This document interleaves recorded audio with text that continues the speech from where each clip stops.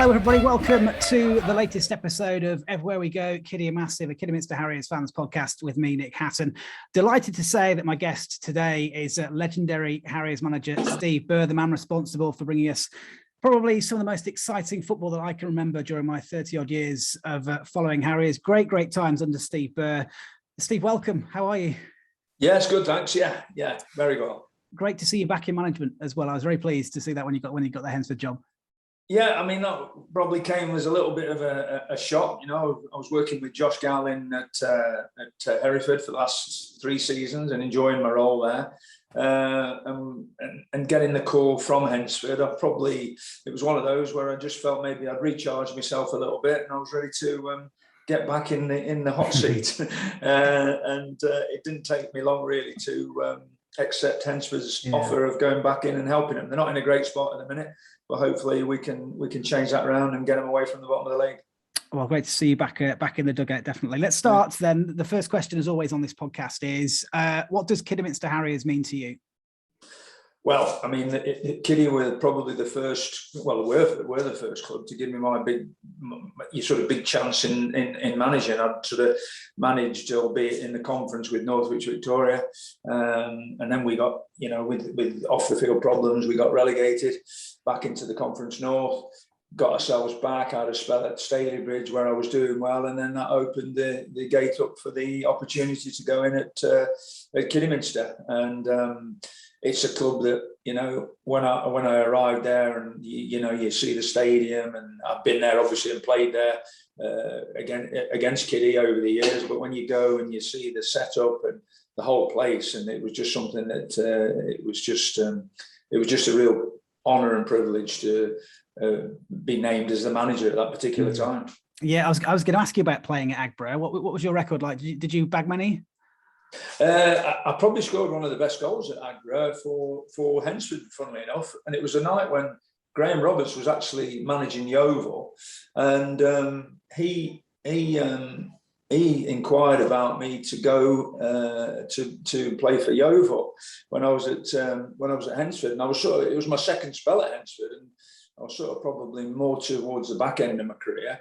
And John Baldwin at the time, who was managing Hensford, said, sorry, but he's not available. I probably at the time, I mean, it was probably the right thing because Yeovil was quite a way. But no, I remember scoring a really good goal that night against Kiddy. And then over the years, really probably didn't score many against Kiddy. Mac and Kiddy were always tight games, and it was always built whether Casey would score or whether I would score, being prolific scorers for the two clubs. But my record actually against Kiddy wasn't that great, to be honest. Never come close to signing for us as a player?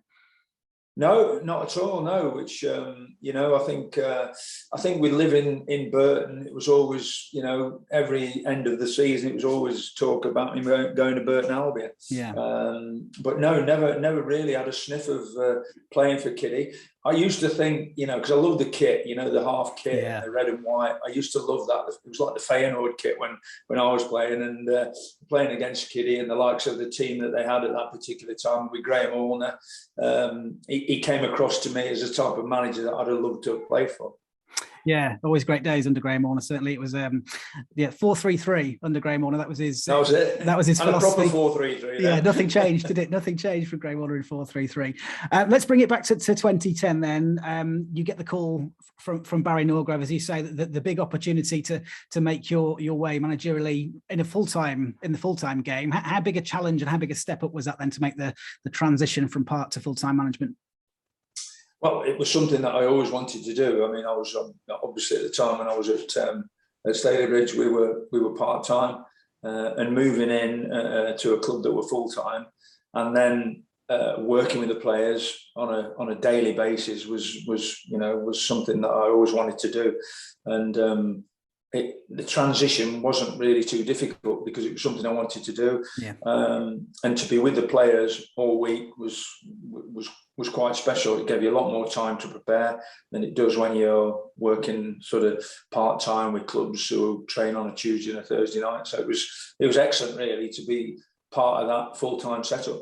Yeah, and I seem to remember the squad was in decent shape. Obviously, Mark Yates had done a decent enough job to get poached by Cheltenham. I seem to remember the likes of Chris McPhee, Brian Schmeichel amongst that squad. What can you remember your assessment when you walked in on day one? Yeah, I mean, Martin Riley, Brian Schmeichel, John Finnegan. You know, they had a really strong squad at the time, and I think they'd been. I think I came in January, and I think they'd had a little bit of a downward sort of trend at the time, and Mark obviously got the opportunity to go and manage Cheltenham, which, you know, was a step into the league for him. I remember coming actually to watch a game prior to sort of knowing that I was going to be taking over, but it wasn't official. And I remember going on the far side from the main stand with a big woolly hat on and a scarf. And there was a guy who noticed me and asked me what I was doing, and I said, "Oh, I've just come to the game." And he said to me, "He says, yeah, but it's not that cold tonight, is it?" I love those sort of cloak and dagger stories. Yeah, you never get the truth, do you? I can't remember. I think it might have been Gates said that you played on the day, and I sort of sat right at the back of the corner, away from everybody, and then as I'm coming away, there was a couple of guys there who recognised me. Because it was shrouded in mystery, wasn't it? Whether because it felt like it took forever. I don't know whether there was like complications with the compensation or whether there was sort of hard balling from the Stadium Bridge side of things. But you got the job in the end. Was it? I think it was announced. Was it announced on a Sunday? Something. Yeah, I think. I mean, Rob Gorski, the chairman of Stadium Bridge, obviously. We were going well at the time. We just missed out on the playoffs the year before. We got knocked out in the playoffs against Barrow to get into the Conference Prem with Staleybridge. And then the following year, we were up there again. And obviously, Rob didn't want me to go, you know. But, I made it quite clear that this was an opportunity for me. And Rob being Rob, he played hardball and stuck out for the compensation that he asked for. And in the end, we did get there, but it was virtually the day of the press conference where Barry accepted what Stadiumbridge were looking for, and we managed to proceed with it. So that was quite a relief, really.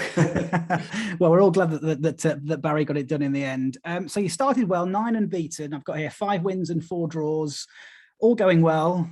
We're within 2 semi-final legs of an FA Trophy final appearance at Wembley as well, and that first half at home to Stevenage still haunts me, I think. Yeah, that was a tough one to take. That was because I sort of, like any manager, when you go into a new club, you like to get a good start, and we certainly. I think it was Grays the first game we managed to. It was a night game, and we won. I think it was 4-0 or 4-1. Can't quite remember, but we got off to a good start. But I think if you remember that season, Stevenage were a really strong outfit. We didn't foresee the sort of damage that we'd done in the first leg by getting beat so heavily. And then obviously although the replay, the second leg, it was more a respectable result. We did play well down there, but the tide already been won, to be honest. Yeah, and did that kind of not derail the season as such, but sort of results fell away after that, and the season was done and dusted. So what are you looking at from sort of then onwards? If you know the season's over, what are you looking forward to, or what are you looking at in terms of building for the future? I think at the time, I think 1 or 2 players had been tapped up. 1 or 2 had got the call from Cheltenham, and maybe 1 or 2. I wouldn't say they weren't trying, but they'd maybe got their minds elsewhere. At that particular time, it was really waiting to the end of the season and having a bit of a clean sweep to bring 1 or 2 players in. There was 1 or 2 out of contract, and then really, I suppose, stamping my own signs of the players that I wanted to bring in, and that's what we did then. Yeah. So it was quite a rebuild, really. Yeah, I've got a whole list of players here. It was also it was a rebuild with a lot less budget at the time as well. Okay. And that was it was what it was, but it was difficult. We had to look at a lot of players from lower down, the Matty Blairs, the Jack Burns, the Gittos, and 1 or 2 lads like that were lower down that we were hoping that would step up and do a job. Yeah, as well as players, I think Gary Wilde came in that season as well, didn't he? Yes, Gary came in. What was you thinking there? Yeah, I mean, well, the thing with that was purely down to the fact that I knew Gary from his Redditch days. He'd done he'd done a great job with the Redditch on limited resources, and he knew a lot of players in the Birmingham, Midlands area. And I thought, I always got on well with Gary when we played against him with Redditch. And, I spoke to him about coming in and helping us, and with the knowledge that he, lads that he knew and took in at Redditch had gone on and done quite well under limited resources. And we were sort of on a very tight budget, and that was the thinking behind that. And Gary came in and did a terrific job with that, with helping getting players in. Yeah, you mentioned that the tight budget, it got tighter, didn't it? That season in the end. It was, from a fan's point of view, from a fan's point of view, the football was brilliant. I remember, because obviously I live up in Leeds, so I couldn't get to that many games, but seeing the scorelines come in, there was lots of 4-3s and 5-3s and 4-2s and all these different things. It was great to watch as a fan, but all of a sudden the financial issues hit. Were you aware of what was to come, or did it sort of just come out of the blue? Not really. No, I think it was quite well kept from us and the players. It was. I'll remember the very first game of that season when we went to York, and like I say, the lads that I've mentioned, the Jack Burns, the Gittos, the Matty Blairs, the Marvin Johnsons, they were lads that we were going to York, and nobody gave us a chance. And we went there and won 1-0, which was a great start to the season. But as the season went on, then I think there was one incident where we were told there was a bit of a money problem, and then leading up to the end of the month, where we were told we would get paid, and we didn't. And that was sort of, what's going on? Barry did, to be fair to Barry, he said to me sort of early on that season that he was looking for somebody to take the club on and push it forward, because he just didn't feel that he could do that anymore. He played his part, but he was looking and trying to get somebody in to, with a bit of finance to push the club on. How do you motivate players then when you're in that situation? It must be really difficult.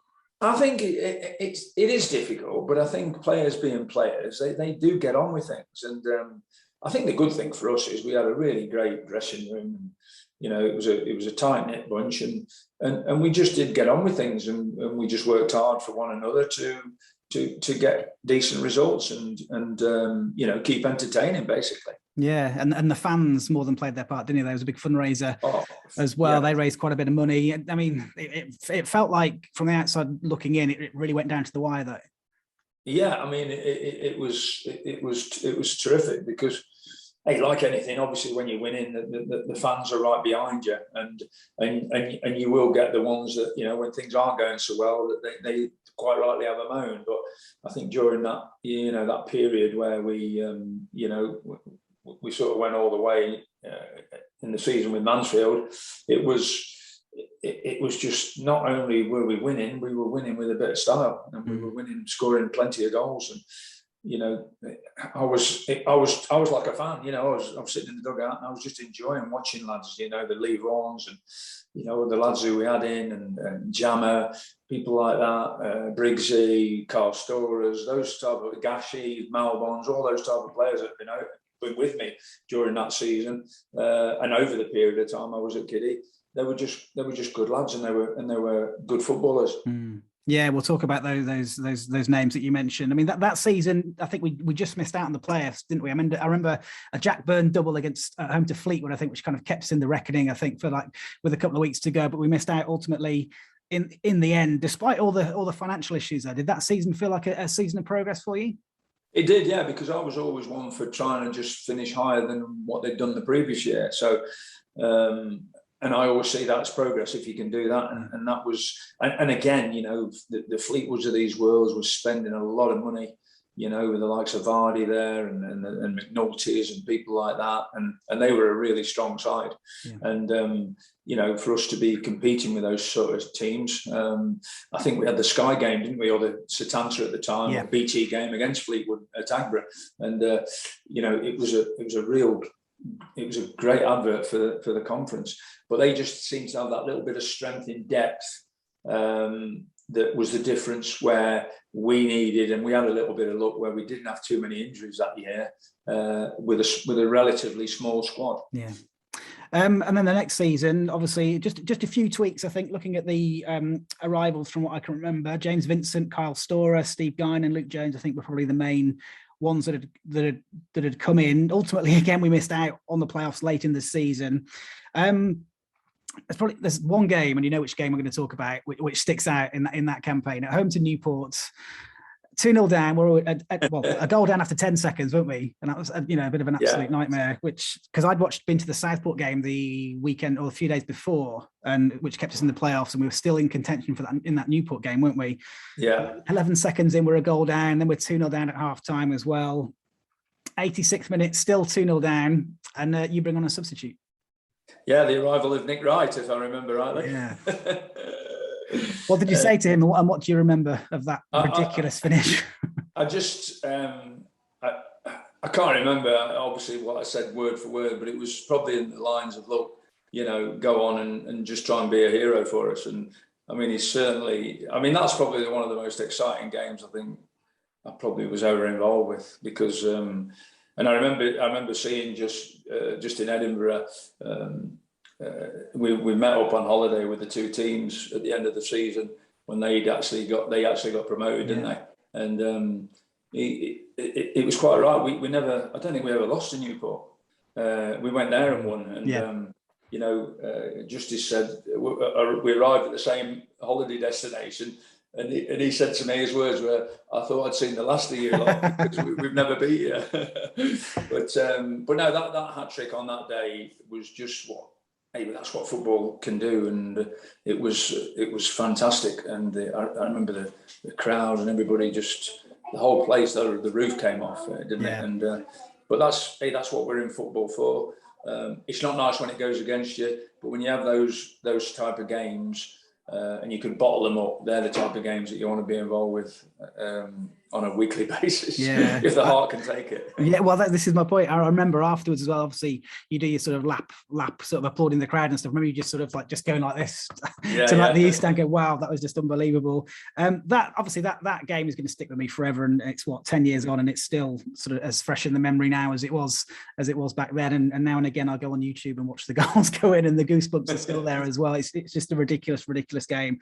There were important signings as well during that season, and it sort of highlights what you mentioned about you and Gary Wild sort of recruiting from lower down. We brought in Anthony Malbon, didn't we, in that season, and Jamil Matt, I think, came in the season before, rather. Marvin Johnson, wasn't it? He arrived that season as well. Two players who were going to be very important in the following season.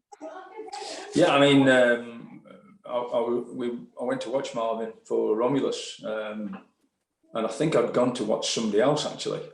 For Romulus, I'd been told about another player, and I got there, and like a lot of the times when you go to watch a certain player, more times than not, it's somebody else who takes your eye. And I thought, he looks decent, he's a very pacey winger, all left foot. And then I went the following week to watch him again, and I'm not sure if he was under contract or not. I think he may have been under contract. I think we may have had to pay like a couple of grand for Marvin, I think, at the time. But we got him in, and he's gone on to have a fantastic career in the Football League, and obviously a success in Scotland when he was in Scotland. But I just saw him on that night, and I just thought, he just had pace, and he was quite direct when he got at players. And he was one of those I thought would fit in great to how I like to play. Yeah, and similarly with Anthony Malbon as well, isn't it? It's sort of that rough diamond, isn't it? I suppose they're the kind of players that arrived, and then they were finessed by you and Gary, sort of in the intervening period. Yeah, I mean, Malbs was a bit of an enigma. A fantastic goal scorer and footballer, and I heard about him at playing for Newcastle, and we went to watch him. But I spoke to somebody at Port Vale about him, and they didn't really speak too highly of him, and said, weren't sure whether he'd do it at that level. I saw him play for Newcastle, and I think he scored 2 on the night, and he could have quite easily had 6. And again, it was a small fee that we had to pay, and getting Malbs in was great for us, and not only for us, it was good for the lad. I think he scored on his debut at Alfreton away, come off the bench and scored after about 5 minutes. And there was actually a lot of clubs watching him at the times. There was Ipswich, there was Celtic, Portsmouth. And when you're a goal scorer like him, and your name keeps coming up every week that you've scored, the interest that it creates is unbelievable. But you know, Malbs, he could be a bit of a handful, managing him. But I had a great relationship with him, because I think that was a lot of the things that people said to me. Oh, Malbs, you'll find him tough, you'll find him hard to work with, but never. Yeah, same with Varney. You know, when I'd leave on, took him from Telford, and people said to me, oh, you'll spend half the season in the stand because he gets sent off. He got sent off once for me, and that was against Telford. Yeah. And what a player. And it was like a son to me. You know what I mean? I just loved his enthusiasm for the game, and I loved getting Varney was brilliant for us. Yeah, with Melbourne, then how do you sell the club if he's a striker that has got the likes of those clubs that you mentioned, rumoured to be interested in him? I think with Malbs, probably. He's still playing now, and I think he's still scoring goals somewhere in, I don't know if it's Hanley or wherever it is, but I think he's very much a home lad, and maybe he was happy. He was happy playing for us. Did he want to move on? I'm not so sure. He just seemed to be happy playing at Kiddy. He was a bit of a bear with a sore head if you fetched him off or subbed him, which you expect that from players. But he was great to work with, and but he maybe that little bit more desire to get himself fit. He could have played. I think he could have played at any level. You look at the likes of obviously the lad. What's his name? Joe Lolley. Yes. And he was such a fit, quick lad. Malbs was a bit different. He was, he had a bit of weight on him, but close control, and knew where the goal was, and he could play him in midfield, or you could play him. You could play him in a role that was anywhere really, and you'd get a performance out of Malbs. And another improvement in terms of league placings, you must have felt that with everything going in the right direction, the following season, those players that you brought in as well, Keith Briggs returned, Exodus Gahagan, Ryan Austin, Danny Pilkington, Ricky Shakes, all added to the squad. Jamil Matt, obviously, I think he came back a little bit later in that season, because obviously he had his off-the-field issues as well. But you must have felt confident as to going into that season, given how you'd finished, as to what was going to happen. And we got off to the worst of starts. I still can't work out how we started like that and finished how we did. Well, we felt that we got a good squad of players together, but again, it was totally rebuilding the squad, because that was just where we're at. We lost one or two players to clubs because we couldn't compete financially with them, and it was virtually a new squad of players. And there was a lot of good signs early on. I think, did we lose the first 5 and then we drew the next 5? Yeah. And I mean, if you look at that, I did feel that we were just a win away from kicking on. Obviously, when you go into that, when you've lost the first 5, the alarm bells are ringing. But I really felt that we were playing some good stuff, probably not getting the rub of the green. And then we went and drew the next 5, and slowly you're thinking, but are we going to kick on? And obviously the Cambridge game, Rose come off the bench, bagged a hat-trick, and the rest, you could say, is history that season. The way we just kicked on. Yeah. But it was in the back of my mind, I did feel that we had a good squad, and but I felt that at the start of the season there, maybe just that little bit of luck that you need just deserted us a little bit. But we kept at it, and to be fair to the lads, they never dropped their heads at all. And I say that the win at Cambridge, we all felt that was somebody was going to take a hammering, and they did in the end. So there weren't any conversations with the chairman then at that point, as you say, you get 5 points in your first 10 games. Was there any conversations? I remember sitting with Mark Sorrell. I think it was probably the 6th or 7th game in, and we hadn't won. And I just said to him, I says, look, I've got no complaints if you feel that you want to get rid of me, because it's about the results, and we've had a real bad start. And to be fair to Mark, he said no. He says, it's never crossed my mind. And I said to him, I hope that's not a vote of confidence. But no, the board and Mark at the time, no, they had there was no intentions, as far as I knew, of them thinking about getting rid of me. So that was pleasing. And then obviously we kicked on and we started getting some good results. Well, I don't think we lost again, did we, till probably the playoffs, was it, or something like that? But it was a ridiculous run, wasn't it? We turned things around, and some of the football was excellent. What was the key to that turning around? Obviously, Ryan Rowe got the hat trick, but I think there was a new sort of centre half partnership, wasn't there? Because Exodus and Ryan Austin just didn't seem to click for whatever reason. Josh Gowling arrived. I think Shea initially started at right back. He switched to centre back, and those two just seemed to gel instantly. Yeah, I mean, we brought Shea in from Hensford, and we tried Shea at right back. We tried him at centre back. I think we tried him at left back, and he just seemed to struggle. And then I think Ryan Austin, Exodus went to Mansfield.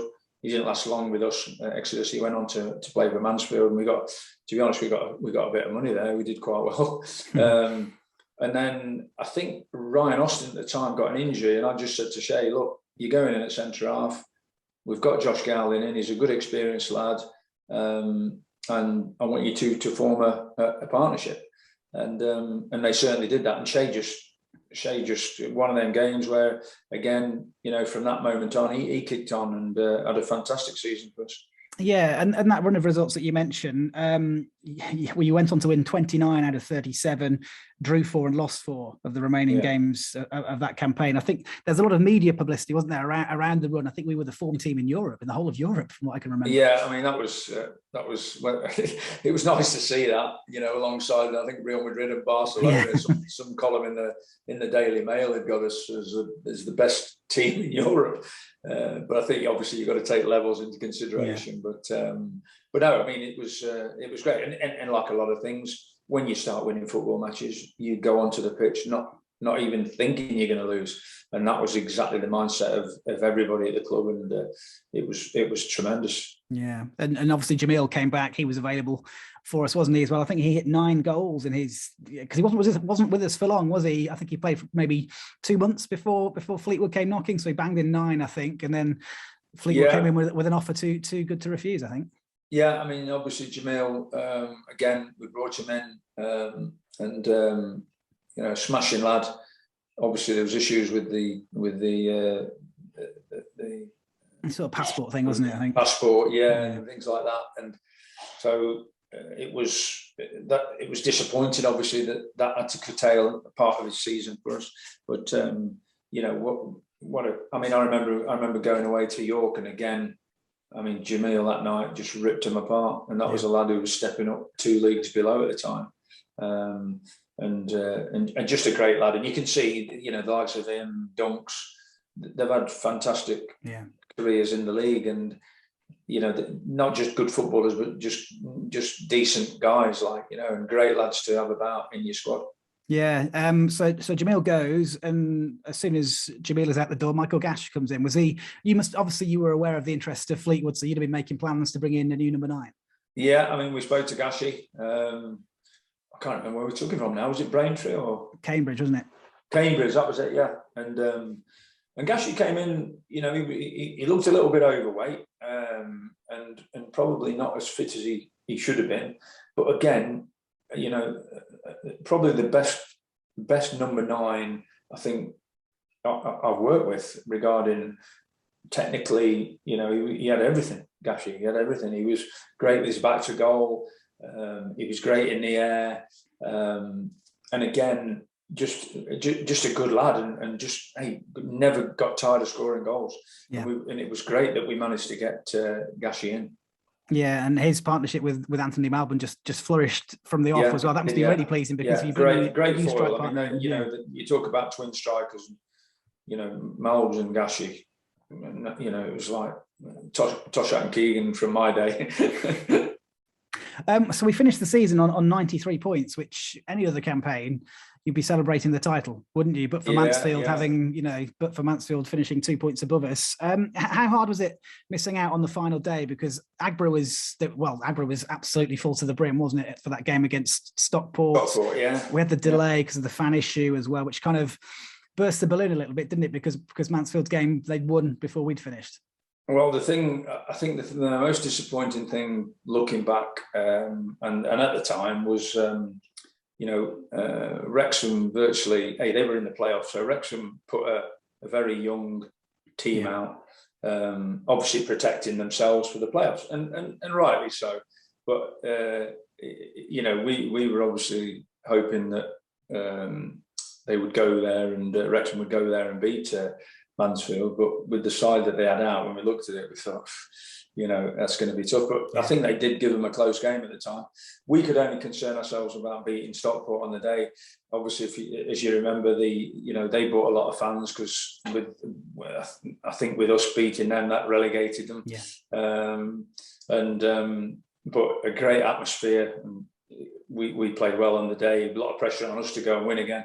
And we managed to do it, but it was probably a little bit disappointing, the fact that Wrexham didn't go there with their full strength side to Mansfield. But anybody in that position with a game that's coming up in the playoffs, you're going to protect one or two players. I totally understand that.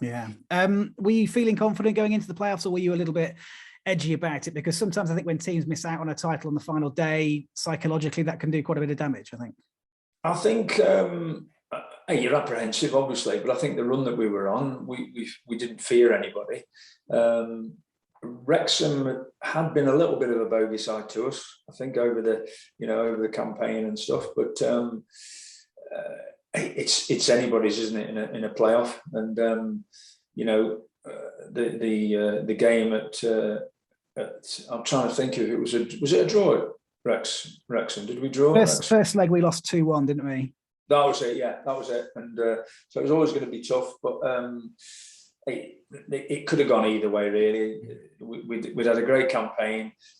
It was just disappointing how it ended, without a shadow of a doubt. How tough was the summer then, or was there like a determination to go on better? Well, I think that it's like anything, when you come so close to getting a team promoted, or you get so close to winning a league, and then it doesn't happen, it's like you've got to go through it all again, and that can be difficult. That can be really difficult. We probably regrouped quite well, lost a lot of players again, and again it was a rebuild of the squad. So it was difficult, but no difficult to any other summer, to be honest. Yeah. A rebuild, as you say. Part of that rebuild was a youngster who was on trial in the pre-season friendly. You know who I'm going to mention, Joe Lolley. Talk to me about him. Yeah, well, Joe. I mean, Steve Guinan actually told me about Joe. He says there's a young, because he had something to do with the Loughborough students' Great British team, and Steve said to me, he says there's a lad there playing for the GB team. He's worth a look at. He says he's a bit scrawny, he said, but he's worth having a look at. And I went over to Loughborough and watched them play against Scotland. And again, on the night, Joe didn't score on the night, but he must have had 6 or 7, 8 chances where he could have scored. And he was playing for Littleton, but he lived in Evesham. And I said to Steve, I says, get him in. We'll have him in pre-season. And we brought him in pre-season. He walks in the first day eating a bag of crisps and couldn't stretch, couldn't touch his toes. That's the student life, isn't it?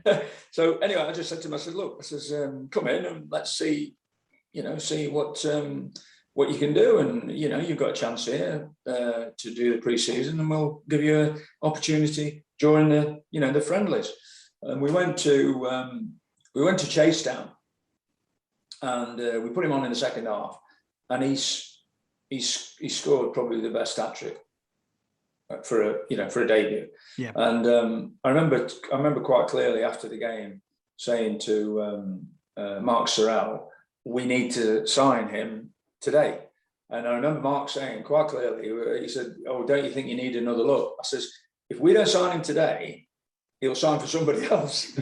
So to be fair to the club, we got back to the ground and we did the paperwork and we got him signed. And Joe was, although he was a typical student, he ate all the sort of the wrong food that you would associate probably with a student living with in digs and stuff like that. Wasn't the fittest. Hadn't never trained properly. But he came in and slowly we got him into shape. And I think it might have been Halifax again. He when he was on the right, he cut in and he's bent one in, and then he's done it again. And then the following week he's done it again. And you just think, wow, this guy's got something special. Yeah, and obviously you had to manage him, didn't you? From that, you couldn't have just thrown him in from game one, as you say. Having been an amateur, for want of a better word, to make that step up. Was it 5 leagues? I think potentially up to us anyway. At least you had to manage him carefully. Yeah, it certainly would have been. Obviously, playing for the British students, the level was quite decent with that. But I think they played probably a couple of games a season. They didn't play that many games. So, it was good to see him against Scotland in a game over at Loughborough. But he was. He just had so much pace to burn, but with it, the excitement of running at people and taking people on and going past people. And you ask any supporters, they love to see that. Yeah, no, he's absolutely fantastic, wasn't he? Set the league alight, and then probably ended up playing 20 games for us, and then he was off, obviously. Yes. Yeah. I mean, he's had. I still keep in touch with Joe. I mean, he's in Australia now. Yeah. We've met up and played golf together quite regular, and keep in touch with his mom and that, who the lovely family. And it's his rise just shows you what's capable for any non-league player, really. Yeah. That the opportunities there. You play the part of performing, and the sky's the limit. Yeah, I actually saw Joe make his Premier League debut because I worked for Radio Leeds at the time, and we were covering Huddersfield's game, so he came on as a sub. Yes. I seem to remember. So I think I've got a photo on my phone actually, just as he's about to make his Premier League debut. And about 5 seats down from me was Gareth Southgate watching the game. I'm thinking maybe, but didn't quite make that bigger step up. That season though, obviously with Joe, was absolutely ridiculous, but it wasn't a season without controversy, was it? Things were going well for us on the pitch, and then all of a sudden we get the news about the Forest Green situation. So from your point of view, what happened there? Well, it was quite clear, really. I mean, they'd been in touch with the club. The club told me that they wanted to speak to me. At the time, I said I'm quite happy to stay at Kiddy. And the chairman at the time said to me, "Well, look, I think it'd be a good idea if you spoke to them, because they've got a far bigger budget, and you'd have a better chance there." And I went along and spoke to them. I said, and I met them, and I came out. I went with my agent. I came out of the meeting probably 20 minutes before the end, and for a break, and I said to my agent at the time, I said, "Look, this isn't for me. I want to go back to. Let's go back to Kiddy." And then the meeting finished, and we went, and that was it. And then I was back at Kiddy. Did it feel the same? It was no different to me, but I felt that maybe the club probably thought that I'd be the next Forest Green manager. Yeah. Well, as you mentioned there, the very fact that Mark Sorrell was encouraging you to go to that meeting, that in my head, that instantly set alarm bells ringing. Well, I mean, I think, because I like I say, at the time when he said about they showed interest, I was quite happy. I said, "Look, no, I'm quite happy where I am," and that was it. Hey, I've got no issues with that, because Mark obviously did feel that the budget was a lot bigger, and that I'd probably got a better chance of maybe going on with them. So, but it just didn't feel right for me at the time. And again, we built a decent side at Kiddy, and I enjoyed the players and the surroundings at Kiddy. I don't know what it was. I just didn't feel right about how the meeting went, really. Yeah. Did it affect your relationship with the players at all? Were they all fine? No, I think they were fine. I mean, I think I came back and we won the following game. There was I didn't feel any sort of. I didn't get the feeling that the players looked at me and thought, you've let us down here because you've gone and spoke to another club. Yeah. I didn't get that feeling at all. No. Oh, that's good to hear. But I probably got a feeling that maybe that a bad run around the corner was maybe a chance for the club to go, right, you're gone. Yeah. Well, it wasn't even a bad run, was it? It felt well, like no, it wasn't. And so it happened anyway, didn't it? Yeah. Oh, yeah. I mean, I've got it written down here. So I think the Newport FA Cup result was after that, wasn't it? I think after the Forest Green situation. We played Darren Ferguson's Peterborough, didn't we? Yeah. In the cup. Yeah. At home, we drew, and then on the Monday, that was it. I was sat with Mark Sorrell, and he said, I sat down with him and he said, Steve, I've got some bad news. I'm going. You're going. And I thought he said, I'm going. I says, oh, right. Well, where are you going? He says, no, I'm not going. You're going. Which, I mean, was that a shock or not? Yeah, I think it was a shock, yeah, because normally you know what's going to happen. I mean, if I'd have got the sack that season before we won at Cambridge, then you would have in today's game, 10 games without a win or 9 games without a win. It's like that's about the limit of a manager now, isn't it? You know, it's or even less sometimes. You can lose 5 games and people want you out the door. So that's just the nature of it. But at the time, obviously, you know, we'd just drawn with a football league club in the FA Cup. I really didn't expect a sack on the Monday morning. No, because the only blip really on the back of the Forest Green thing, from what I can remember, was a defeat at Luton, which was just like the perfect storm of things going wrong, from what I can remember anyway. Yeah, as I say, I mean, football's football, and you have to just, you know, thank everybody for your time there and move on, and that's what happened. But yeah, I mean, I think maybe there'd been 1 or 2 people maybe in the chairman's ear about the type of job that they could do and they would do better and all this type of thing, and sometimes they can be easily influenced by that. Yeah, well, it was a matter of hours, I think, before you were at the door in terms of the media announcement and Andy Thorne was in. Yeah. So, you know, but that's the nature of the game, isn't it? Yeah. How disappointing though was that for you? Because I mean, your first answer to the question was about how much the club means to you and how you'd built this team that, from a fan's point of view, was exciting. Listen, I've got no regrets, or I didn't have any bitterness towards the club, and all the clubs I've been at, I've had no bitterness towards them. You know, I think sometimes today you have to remember that, you know, as a manager, there's 2 things that happen. You do well and you move on, or you don't do well and you get the sack. I think with being a manager, the very first time you get the sack is the worst one of the lot, because it's really hard to take. It's hard to accept.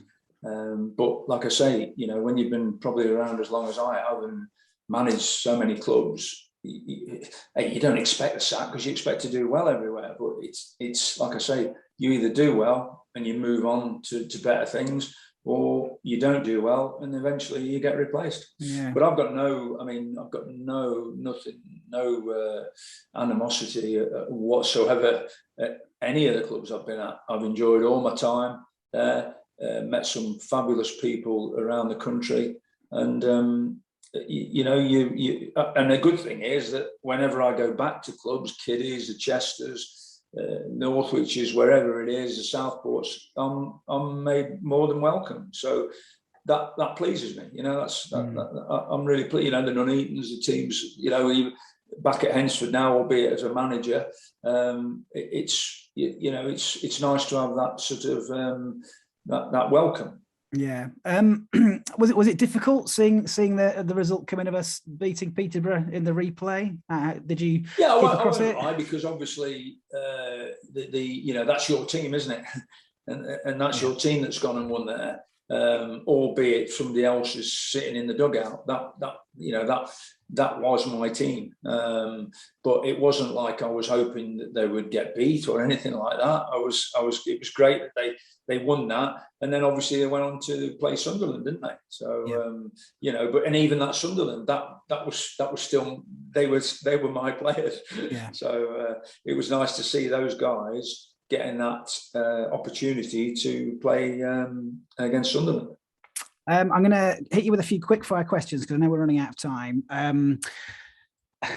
Best player that you signed during your time with us? I might know the answer, but you might throw a curveball in there.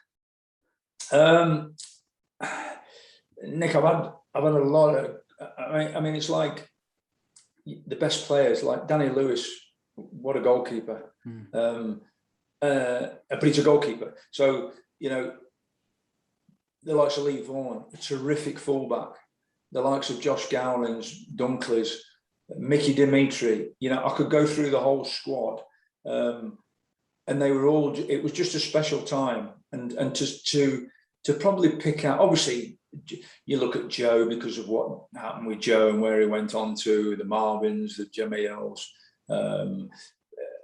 But those lads, the Gashies, the Malbons, Briggses, Storers, they were all good. They were all good lads, and it would probably be wrong of me to go. That was my favourite player because they all brought a lot to the team, and that's why we did well. That's why we were exciting to watch. They all had something about them that brought something to the team and got the fans up and cheering. Yeah. So it's difficult for me to say, the best player at clubs I've been at. I've moved a lot of lads on into the league, and that's been pleasing to see them go higher. So they were all great. It was a smashing time to be part of the club.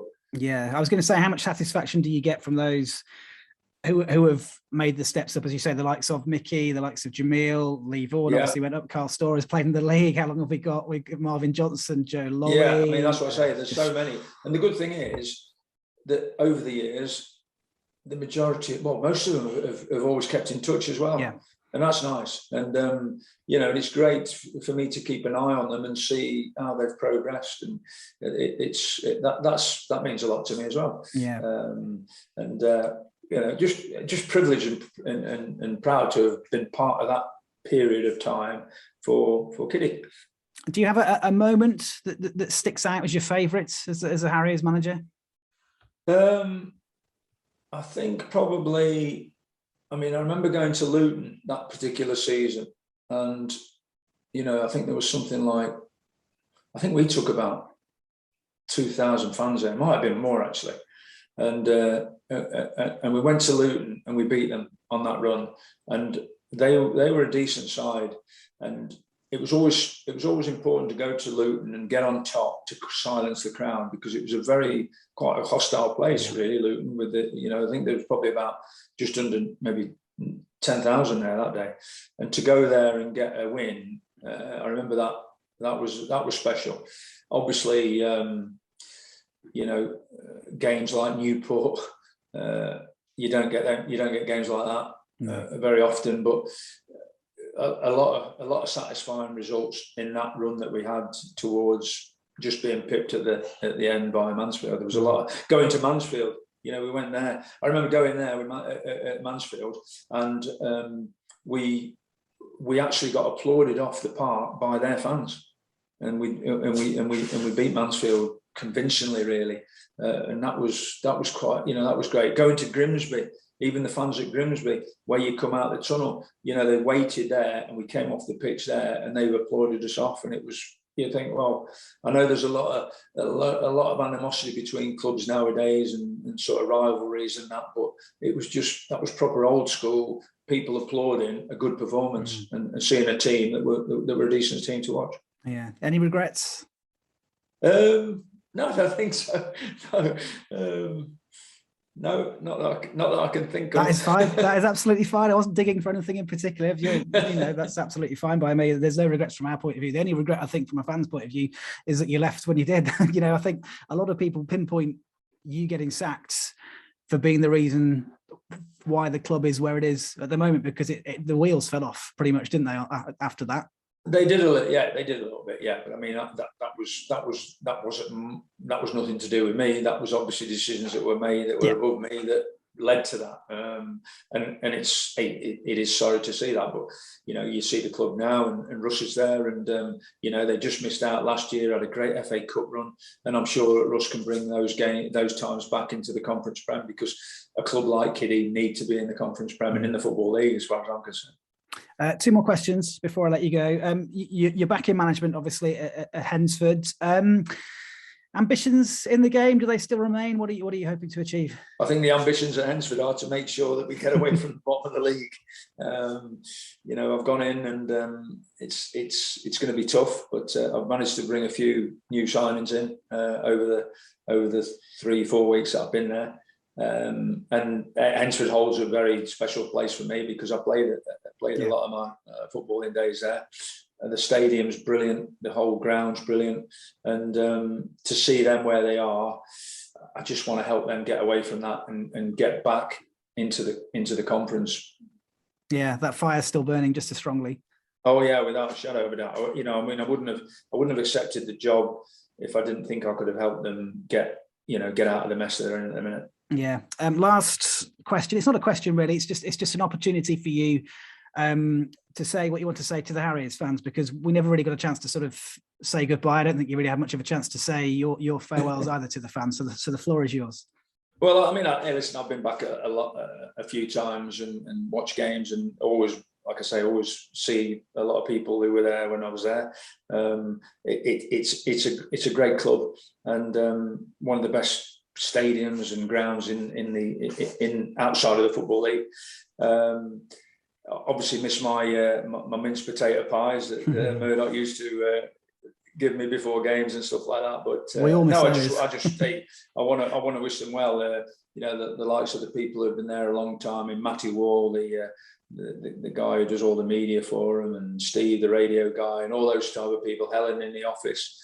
You know, just Harriers through and through, those people, and you know, you just hope that and to be honest, I mean, to get the game last year was fantastic, wasn't it? The West Ham game, to get that was fantastic, and those things come along now and again in football, and but it's great to be part of that. So, but hopefully they can kick on this season and get themselves out of that division and get back into the Conference Prem. Thank you, Steve. It's been a pleasure. Yeah, thanks, Nick. I've enjoyed it.